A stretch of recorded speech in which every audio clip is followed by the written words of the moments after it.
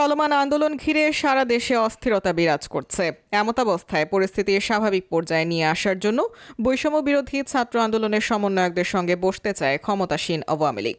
এরই প্রেক্ষিতে বৈষম্য বিরোধী ছাত্র আন্দোলনের অন্যতম সমন্বয়ক নাহিদ ইসলাম বলেছেন, সরকারের সঙ্গে আলোচনায় বসার কোনো পরিকল্পনা আমাদের নেই। শনিবার ৩ অগস্ট একটি সংবাদ মাধ্যমকে তিনি এই জবাব দেন। নাহিদ বলেন, যখন আমরা ডিবি হেফাজতে ছিলাম তখন প্রধানমন্ত্রীর সঙ্গে আলোচনায় বসার প্রস্তাব দেওয়া হয়েছিল, কিন্তু আমরা এই প্রস্তাবের প্রতিবাদে ডিবি হেফাজতে অনশন করেছিলাম।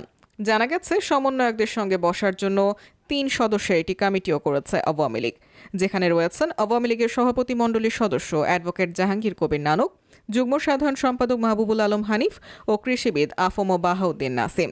শুক্রবার ২ অগস্ট রাতে গণভবনে এই জরুরি বৈঠক হয়েছে, যেখানে এমন সিদ্ধান্ত নেওয়া হয়েছে বলে একটি সূত্র থেকে জানানো হয়।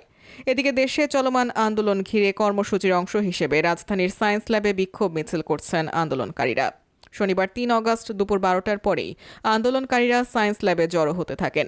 এ সময় তাদের বিভিন্ন স্লোগান দিতে দেখা গেছে। এর আগে নতুন কর্মসূচি ঘোষণা করে বৈষম্য বিরোধী ছাত্র আন্দোলন।